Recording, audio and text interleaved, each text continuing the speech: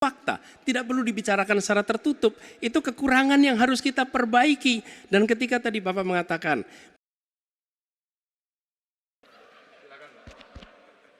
saya cukup kaget karena beberapa hari yang lalu calon wakil presiden Bapak menyampaikan bahwa negara kita tidak dalam keadaan perang, sehingga untuk apa kita harus beli alat-alat perang. Tapi hari ini Bapak mengatakan Bapak setuju dengan kenaikan anggaran 1-2%.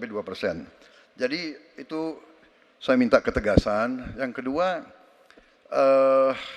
ya sekali lagi data-data yang Bapak pegang adalah keliru, dan juga Pak Ganjar tadi juga banyak kelirunya.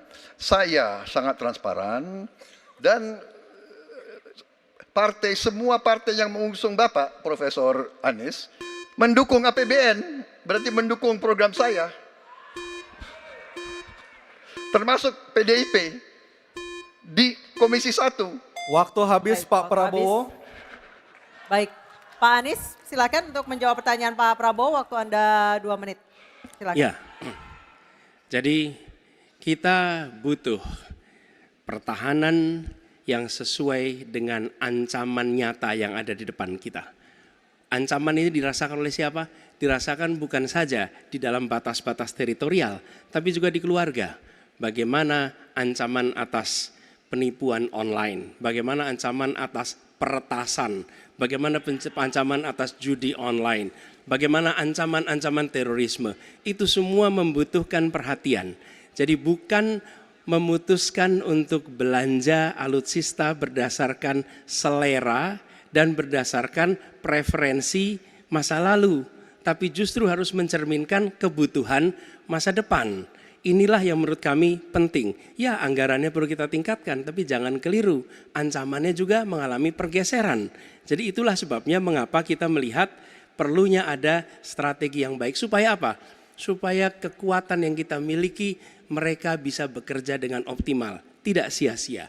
Lalu Pak Prabowo yang saya hormati, ini bukan soal pribadi, ini soal negara, ini soal policy. Penjelasannya ya di tempat ini, bukan di ruang-ruang tertutup yang tidak diketahui oleh publik. Justru kalau Bapak ketahui datanya salah, tunjukkan di tempat ini sehingga publik bisa mengetahui, bukan dalam pertemuan-pertemuan lain yang tidak jelas dari mana kita bisa menilai akurasinya. Jadi menurut hemat kami, bila ada di antara kami yang faktanya keliru, Bapak tunjukkan. Tapi kalau Bapak tidak menunjukkan, berarti memang faktanya benar. Itulah kenyataan yang ada di lapangan. Dan ini juga yang selalu kami gunakan. Kami gunakan fakta-fakta itu. Itulah sebabnya Pak, kami melihat penting sekali untuk kita tenang, dingin, jangan emosional dalam menghadapi persoalan-persoalan kenegaraan, dalam menghadapi persoalan-persoalan pertahanan. Demikian jawaban kami. Terima kasih. Baik, terima kasih Pak Anies. Oke, tenang dulu.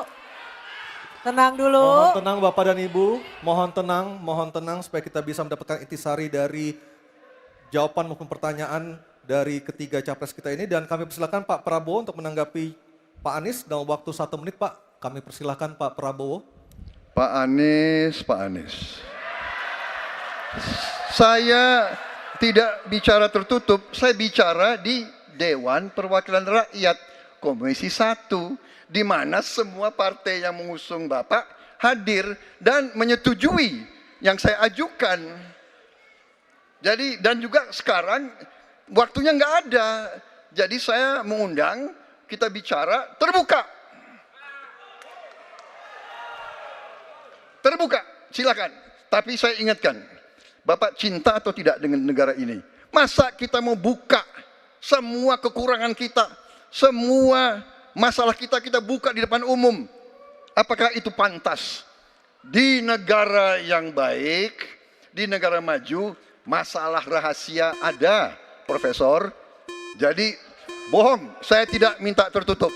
Saya terbuka, Komisi DPR terbuka. Baik, waktunya habis. Waktu habis Pak Prabowo, waktu habis. Kami persilakan Pak. Mohon tenang. Tenang Hadirin, dulu, tenang dulu, kita lanjutkan. Supaya pemirsa di rumah juga bisa mendapatkan intisari dari acara kita malam hari ini. Mohon tenang, mohon tenang. Silakan Pak Anies. untuk memberikan tanggapan atas pernyataan Pak Prabowo, waktu Bapak 1 menit. Tidak ada yang perlu dirahasiakan.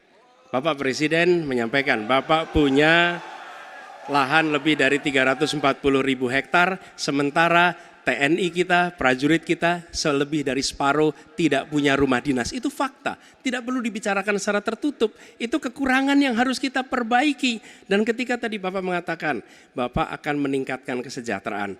Pak, Bapak ini sudah Menhan selama 4 tahun, hampir 5 tahun.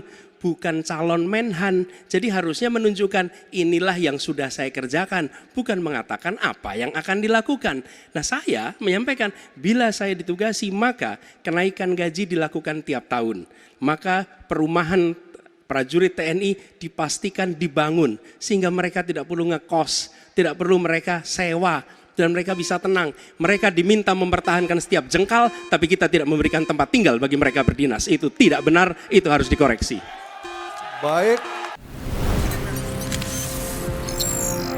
Tribun X menghadirkan lokal menjadi Indonesia.